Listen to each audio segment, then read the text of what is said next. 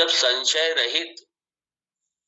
संशय रहित पूरा जब ज्ञान हो जाए, अज्ञान निवृत्त हो जाए संशय के साथ में, तब जाकर के निधिध्यासन की, जब ये स्पष्ट हो जाए कि यस अहम ब्रह्मास्मि, मैं ही ब्रह्म हूं,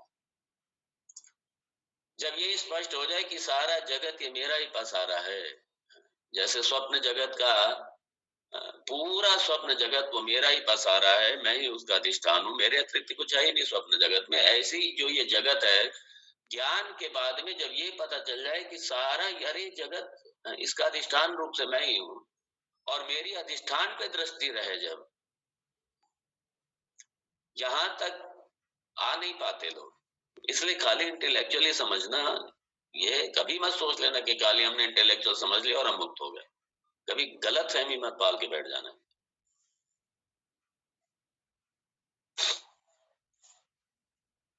जब तक ज्ञानी के लक्षण अपने में घटित ना हो, अपने में उपस्थित ना हो, तब तक समझ लीजिए अभी संसारी हैं, भले ही खूब वेदांत श्रवण कर लिया, अभी प्रक्रिया में है, अभी प्रोसेस में है, अभी पूर्णता नहीं आई है, प्रोसेस में है, प्रक्रिया में है। और भगवान यहाँ प्रविलापनम ध्यानम, ये प्रक्रिया भगवान ने बताई। पूरा स्थूल जगत से लेकर के, स्थूल प्रपंच से लेकर के सूक्ष्म प्रपंच का बात करते हुए अपने अधिष्ठान में, मैं फिर मतलब यहाँ अहंकार का जो अधिष्ठान है वो मैं, क्योंकि मैं दो जगह स्प्लिट हो जाता है, एक अहंकारात्मिका मैं और एक स्वरूप मैं, स्वरूपात्मिका मैं। ध्यान दीजिए, अहंकारात्मिका मैं और स्वरूपात्मिका मैं, दोनों में बड़ा फर्क है। यहाँ स्वरूपात्मिका मैं की बात हो रही, अहंकार मैं की बात नहीं हो रही। तो स्वरूपात्मिका मैं तक सबका लय करके, विलय करते करते, सबका विलय करते करते और अपने मैं में आकर के इसका अभ्यास करना, अपने स्वरूप में रहने का अभ्यास करना, ये निधिध्यासन। और अब सवाल यह है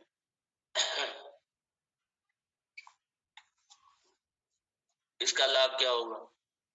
लाभ यही है, द्वैत मर्दन, द्वैत का मर्दन, द्वैत रहेगा ही नहीं। ना ईश्वर मेरे से अतिरिक्त है, ना जगत मेरे से अतिरिक्त है। ईश्वर भी मैं हूं और ये जगत भी मैं हूं। एक मैं ही मैं हूं, मेरी एक सत्ता है, दूसरे किसी की सत्ता ही नहीं।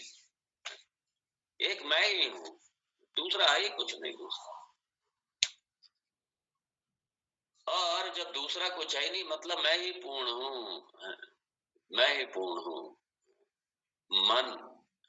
मन जो है ना, मन पूरा अपने में ही अधिष्ठित रहेगा, मन की कामनाएं समाप्त हो जाएंगी, मन की चटर पटर समाप्त हो जाएगी, क्योंकि मन का अंत तो गत्वा, लक्ष्य तो पूर्णता की प्राप्ति है। और जब पूर्णता में मन आ गया, जब मन ने भी समझ लिया कि मेरे अतिरिक्त कुछ है ही नहीं और मेरी अपनी कोई स्वतंत्र सत्ता ही नहीं है, मेरा अधिष्ठान तो ब्रह्म है और ये सारा जगत मेरा अधिष्ठान आत्मा है, और आत्मा सारे अधिष्ठान, सारे जगत का अधिष्ठान है, मेरे अतिरिक्त कुछ है ही नहीं, दूसरा कुछ है ही नहीं, तीसरा तो छोड़ो, दूसरा ही कुछ नहीं, 1.1 भी नहीं है 1.0.1 भी नहीं है सिर्फ एकमेव अद्वितीयम, वहां पे कोई डॉट नहीं है, कोई किंतु परंतु नहीं है, वहां कोई 0.1 भी नहीं है, 0.99 99.1 भी नहीं है ही नहीं वहां पे दूसरा। वाचा रंभणम विकारो नामधेयम, सारा ये नाम रूपात्मक जो ये जगत, जो प्रपंच दिखाई दे रहा है, ये सारा नाम रूपात्मक, और इसकी जो सत्ता है, जो अधिष्ठान है, वो मैं हूं। इसलिए मेरे से परे कुछ है ही नहीं। सामने जो भी चर्म चक्षु से भी आपको जो दिखाई दे रहा है, वो भी मेरे से परे नहीं। चर्म चक्षु जिससे देख रहे हैं आप, वो भी मेरे से परे नहीं है। इसको ऊर्जा देने वाला, इसको प्रकाशित करने वाला भी मैं ही। सारे जगत का अधिष्ठान मैं हूं, सारे जगत का प्रकाशित करने वाला मैं हूं, सारे जगत, सारी जगत को सत्ता स्फूर्ति देने वाला मैं ही हूं, मेरे अतिरिक्त कुछ है ही नहीं।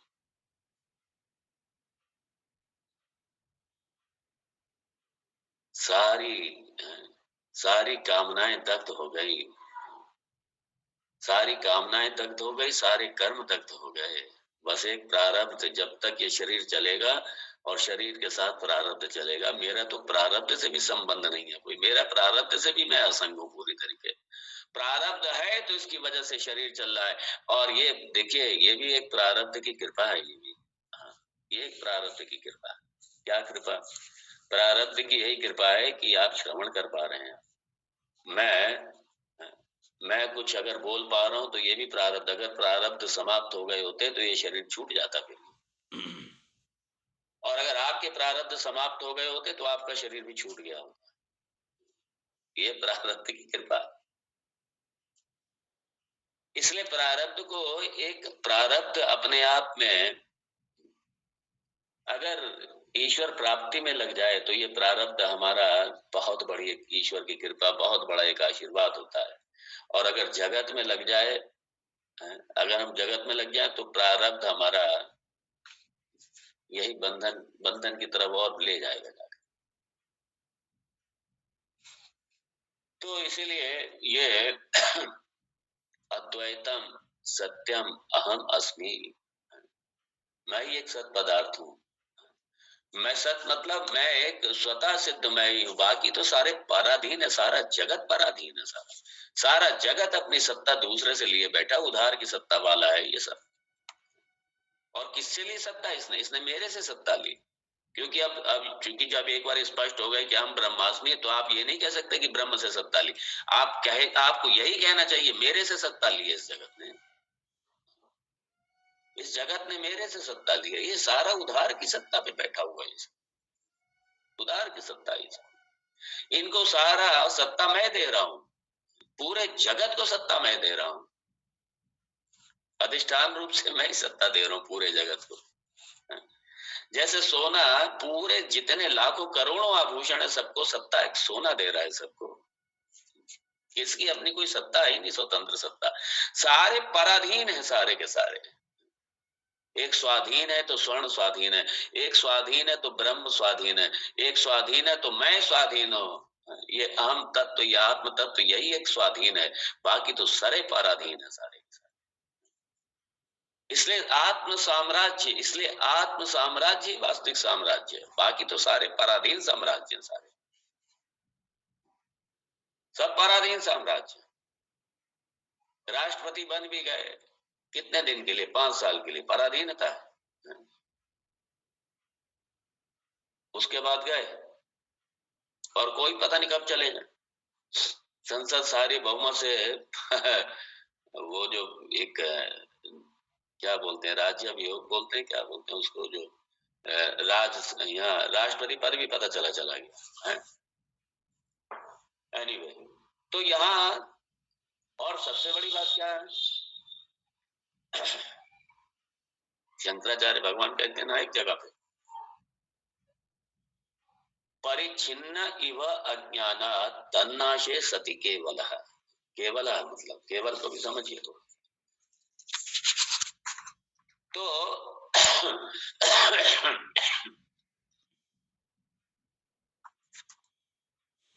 भगवान कहते हैं परिच्छिन्न इव। ये चूंकि उपाधि की वजह से सीमित लगता है सर, अपने आप को सीमित लगता है। असीमित हम चाहते हैं होना, सीमित दिखाई दे रहा है, सीमित लग रहा है अपने आप। है अपरिच्छिन्न, है लिमिटलेस, लेकिन सीमाओं में बंधे हुए हैं। और जब ये स्पष्ट होगा कि हम ब्रह्मास्मि और जगत का कुछ भी मेरे से परे नहीं है, हम पूर्णास्मि, मैं पूर्ण, मैं लिमिटलेस हूं, मैं लिमिटेड नहीं हूं, लिमिटलेस, कोई सीमा ही नहीं, असीमित हूं, असीमित हूं, लिमिटलेस हूं। क्यों असीमित हूं? क्योंकि ये सारे का सारा ब्रह्मांड अपने आप में, सारे का सारा ब्रह्मांड अपने आप में, ये सारा सारा नाम रूपात्मकम, और ये इसका अधिष्ठान मैं हूं। इसलिए जहां जहां तक ब्रह्मांड फैला हुआ है, वहां वहां तक मैं फैला हुआ जाता, वहां वहां तक ये सत रूप से, आत्म रूप से मैं फैला हुआ, वहां सबका अधिष्ठान में। जहां जहां ब्रह्मांड, जहां जहां जो भी सत्ता है, वो सारी मेरी सत्ता से। कहीं कोई सीमा नहीं, बांध नहीं सकते अपने आप को। क्यों? क्योंकि आकार नहीं है, कोई निराकार है, आकार में नहीं है। इसलिए अगर ये कह दे कि ईश्वर तो सिर्फ वैकुंठ में बैठा हुआ है, यहाँ नहीं है, लोकली अवेलेबल नहीं है, वो वैकुंठ में बैठा हुआ है, तो सीमित हो गया, वो लिमिटेड हो गया वो। या कह दिया ईश्वर, इसलिए ये लोग समझते नहीं है, हिंदुइज्म को समझ नहीं पाते लोग, वेदांत के दर्शन को। या कह दिए कई बार, जैसे ये जो उपाधि को लेकर जो सगुण उपासक होते हैं, और कई बार उनको कह दिया जाता है कि बस आपके इष्ट काल ही कृष्ण है, कृष्ण के अलावा दूसरा कोई नहीं, महादेव के अलावा दूसरा कोई नहीं। इष्ट उपासना के लिए ठीक है, लेकिन अगर आप एक उसे ब्रह्म रूप में, आप उसे सिर्फ उस रूप में बांध करके रख देंगे और उसे पर्टिकुलर एक लोक में बांध कर रख देंगे, तो आपने तो उसकी हत्या कर दी ईश्वर की। आपने उस सर्वव्यापी परमात्मा की हत्या कर दी, आपने बांध करके रख दिया उसको, एक छोटे से दायरे में बांध करके रख दिया, उसे सीमित कर दिया, बांध करके रख दिया उसे।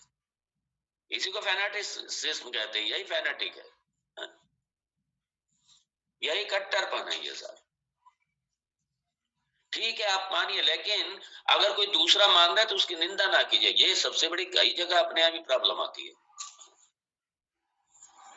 जो कृष्ण उपासक है, शिव उपासक है या दुर्गा उपासक है, उनको वो दूसरे के एक्सेप्ट ही नहीं करते। फिर हमारे और इस्लाम में क्या फर्क हो गया? ये है कुछ जगहों पे ईश्वर के सीमित करके रख दिया बिल्कुल। बात हाँ उपासना की दृष्टि से ठीक है, लेकिन ये अंतिम नहीं है, ये अभी और आगे बढ़ गए भाई। ठीक है, नहीं अगर आप नहीं मानते मत मानो, हमारे यहाँ कोई दिक्कत नहीं, लेकिन अगर कोई दूसरा मान रहा है तो उसकी निंदा ना करो। मुझे एक बार आश्चर्य हुआ एक ने मुझे बताया कि स्वामी जी हमारे यहाँ तो ना बस हम दूसरे मंदिरों में नहीं जाते। कोई बात नहीं, नहीं जाते, आपकी इच्छा है मत जाओ, कोई बात नहीं। नहीं हमारे तो कहते हैं बस बस यही कन्हैया ही है, बस यही है, बस यही सब कुछ है, इसके अलावा कुछ नहीं। ठीक है, आपकी उपासना की दृष्टि से ठीक है, लेकिन अगर कोई कहीं जा रहे हैं, अगर कोई कहीं मान रहे हैं, दूसरे रूप को भी मान रहे हैं, आप उसकी निंदा ना कीजिए। आप ये मत कहिए कि सिर्फ मेरा ही सही है।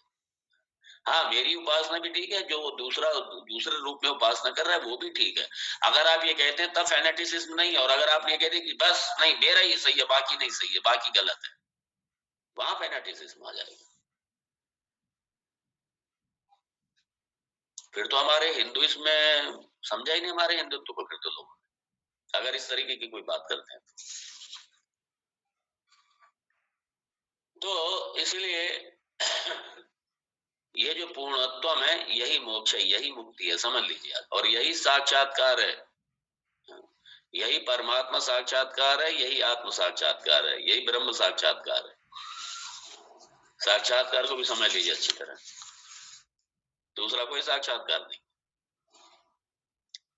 ब्रह्म का बोध हो जाए, स्वयं का बोध हो जाए, कैसे कि हम ब्रह्मास्मि, ये जगत का अधिष्ठान मैं ही हूं, ये ईश्वर भी मैं ही हूं, जगत भी मैं ही हूं।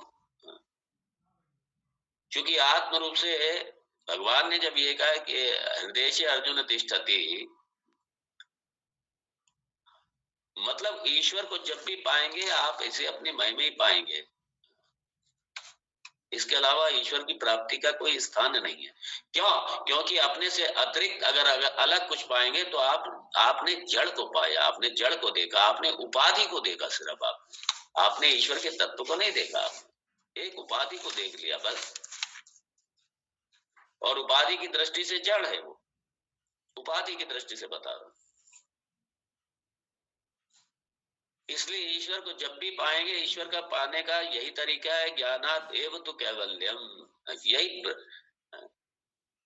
यही शब्द ज्ञान, यही वेदांत ज्ञान। शब्द ज्ञान मतलब अपनी कल्पनाओं पर आधारित ज्ञान नहीं, वेदांत पर, वेद प्रमाण है, और यही वेद का ही ज्ञान, यही वैदिक ज्ञान, यही वेदांत का ज्ञान ही भगवान श्री